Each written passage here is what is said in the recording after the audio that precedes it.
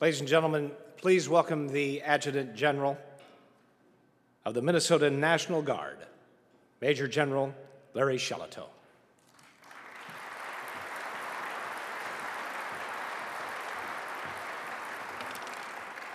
Thank you, Don. Governor and Mrs. Plenty, Senator Klobuchar, Senator Franken, Mrs. Franken, Representative Klein, Representative McCollum, Secretary of State Ritchie, the members of the Minnesota Supreme Court, Mayor Coleman, general officers, Command Sergeant Major Bursch, family, friends, and most importantly, to the Red Bulls, welcome home.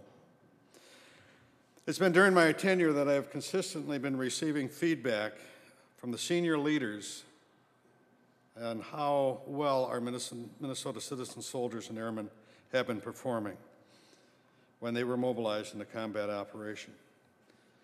But I had the opportunity to fly over there Thanksgiving and to meet a three-star general on the plane, and it just started the avalanche, because never before have I seen such praise from such high level being given to one of our units. While in Iraq, the Red Bulls were visited by every major senior leader in the Pentagon. Chairman of the Joint Chiefs of Staff, Admiral Mike Mullen, who you saw testifying before Congress. The Central Command Commander, General David Petraeus. The U.S. Forces Iraq Commander, General Ray Odierno.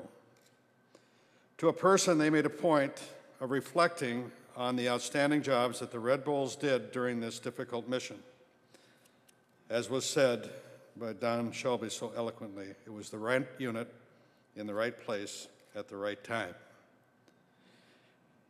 David Ignatius, a senior editorial writer with the Washington Post, in an editorial that was published on Veterans Day, declared the 34th Division as the pluckiest combat unit he's encountered during his travels to Iraq.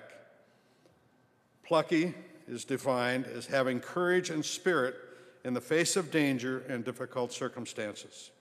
And I can assure you that the writer was correct in his observations. And the Red Bulls have affected change here in Minnesota. Our state is inspired to reach out and help our men and women in uniform, whether it's Secretary of State Ritchie's Vote in Honor of a Veteran campaign or our entire congressional delegation coming together to resolve lingering issues with back pay.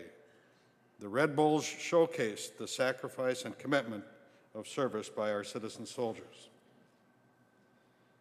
But also, I'd like to take a moment to acknowledge a special group that has been with us for all major deployments. And we affectionately refer to those as Serve Our Troops. I had the honor of taking them to Washington, D.C., where General McKinley wanted to showcase for the first time ever a benchmark-moving group to say this is how we get our community involved. And that was serving our troops. Under difficult circumstances and great expense, serving our troops under the leadership of St. Paul Councilman Pat Harris traveled to Iraq and Kuwait to provide steak meals for 6,500 service members, including the Red Bulls in Basra. Their generosity and patriotism continues in the great core group of St. Paul, I'm in trouble for that one. St. Paul establishments, Mancini's, Casetas, O'Gara's, Tanucci's, Skinner's Pub, along with an army of other sponsors for hosting our reception that follows this evening's ceremonies. And I want to specifically mention who they are. Special thanks goes to Visual Horizon Communications, the Minneapolis Convention Center, Sinorama, Coca-Cola, August Shell Brewing, MGM Liquor, Kelber Catering, and Delta Airlines.